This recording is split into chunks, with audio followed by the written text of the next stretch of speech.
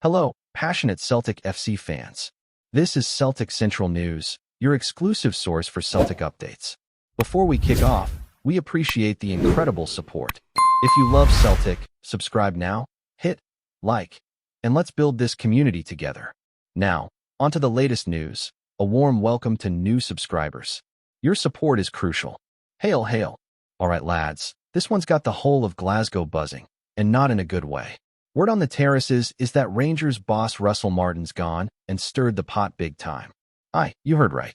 After a tense week leading up to the derby, he's apparently let slip a few choice words aimed straight at the green half of the city. Folk close to the club say Martin was overheard mocking the Celtic support, calling them a bunch who live off the past, and saying their chants are more noise than passion. Now, in Scotland, that kind of talk isn't just banter. It's lighting a match in a whiskey barrel. The old firm rivalry's already fiery enough without someone tossing petrol onto it. But here's the kicker. Some say he did it deliberately, a wee psychological game to rattle the Celtic faithful before kickoff. Others reckon he just got too comfortable in front of cameras and let the mouth run wild. Either way, the timing couldn't be worse. The tension's thick as fog over the Clyde, and now, this jab from Martin's got the city split right down the middle again, like it always is when Rangers and Celtic collide. See, in Glasgow, the rivalry's not just football, it's religion, family, and pride all rolled into 90 minutes of chaos. And Russell Martin, being English-born but flying Scotland's colours from his playing days, was always walking a fine line with the fans. They've accepted him, sure, because results speak louder than accents. But now, after this alleged insult toward Celtic supporters, some folk are questioning whether he truly gets what this rivalry means. There's whispers he said it during a private team meeting, thinking it'd never reach the public, but you know how these things go. Leaks find daylight faster than you can say old firm. The Celtic fans are raging online, calling him disrespectful, classless, and demanding the SFA take action. Even ex-players are weighing in, saying he's crossed a line. And to be honest, maybe he did. Because once you insult an entire fan base in Scotland, there's no taking it back. It's not forgotten. It's remembered, chanted, and thrown back in your face every time you set foot at Parkhead. But here's what makes it juicier. A few insiders claim Martin's outburst wasn't just heat-of-the-moment stuff. It was frustration boiling over from weeks of tension behind closed doors. Rumors say he's been clashing with certain players, unhappy with their mentality before big games, accusing them of lacking the same fire that Celtic's squad shows. If that's true, then maybe his words about the fans were just collateral damage in a bigger storm brewing inside the Rangers dressing room. Some journalists think it's tactical, a way to unite his team against a common enemy, a classic move from the Ferguson playbook. But others say it's reckless, especially given how emotionally charged the Glasgow Derby always is. The fans don't forget, the press never sleeps, and any slip of the tongue becomes tomorrow's headline. You've got to ask yourself, did Martin underestimate the power of the Celtic faithful, or is he playing some long game, trying to fire up his men by turning the whole city against him? Either way, it's got everyone talking, and the derby's shaping up to be pure madness. Now, imagine being in that Rangers locker room right now. Half the lads probably love the bravado, the fighting talk, the us-against-them energy. The other half, maybe not so much. There are players in that squad who've got mates on the other side, lads they've played with for years. And when your gaffer starts throwing shade at an entire fan base, it puts everyone in a tough spot. Word is, the senior players tried to calm things down, urging focus on the pitch instead of the noise outside it. But the noise is impossible to ignore when every paper, every pundit, every radio host in the country's replaying your boss's quote on loop. You can feel the tension at Ibrox. It's thick, electric, uncomfortable. Martin's been fronting it out in training, trying to show confidence, but behind the scenes, there's talk of club directors being less than thrilled. The PR team's in overdrive, trying to spin it as banter gone wrong, but everyone knows that excuse doesn't wash in Glasgow. This isn't just about football anymore. It's pride, identity, and rivalry taken personally. And the Celtic fans? Oh, they're loving it.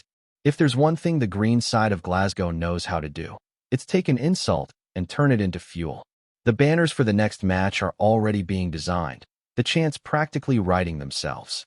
They'll use this as motivation, as a reminder that respect's earned, not handed out.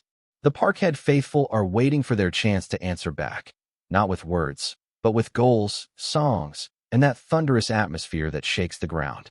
Martin's comments have lit a spark in them, and come Derby Day, you can bet every time he steps to the touchline, he'll hear about it from 60,000 voices. It's the kind of thing that defines seasons in Scotland. One quote, one mistake, one moment that becomes folklore. And whether he meant it or not, Martin's just made himself part of Old Firm history, for better or worse. Yet here's the twist in the tale. Some fans on the Rangers' side are backing him completely, saying he's finally showing some spine, some real defiance. They argue that Celtic's been given too much respect lately, and that it's time someone from Ibrox spoke the truth. It's that siege mentality that's defined the club for decades, and maybe Martin's playing right into it. They see him as one of them now, not the English-born outsider who once wore another shirt, but the man willing to take the heat for his team. If he can back it up with a win, he'll be a hero. If he doesn't, though, this whole situation could come crashing down fast. The pressure in Glasgow football's like nowhere else. It eats managers alive. And as the derby looms, you can feel it building, like a storm over the Clyde. One careless sentence has turned a football match into a citywide showdown, and all eyes are now on Russell Martin. Will he rise to it, or be drowned by his own words? Now, the second wave of this drama's hitting like a runaway train. Reports this morning claim that Russell Martin's been warned privately by the Rangers board about his comments. Officially, there's been no public statement, but insiders say the club's hierarchy's not happy with the spotlight this has brought. They were hoping to keep things quiet, but once the tabloids caught scent of it, there was no stopping the storm. Inappropriate remarks. That's what one anonymous source called them. And to be fair, it's not the kind of headline any club wants just days before facing their biggest rival.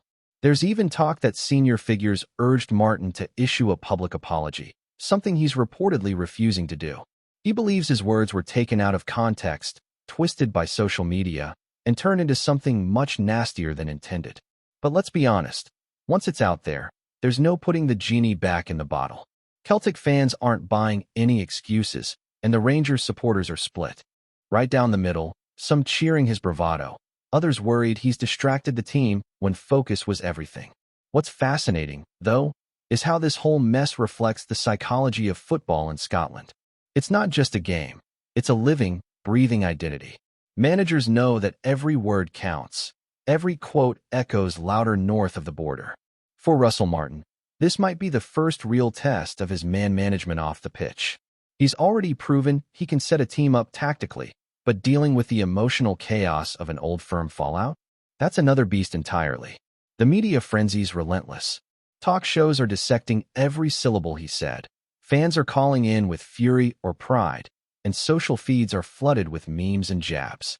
It's modern football in a nutshell. The line between sport and spectacle's blurred beyond recognition.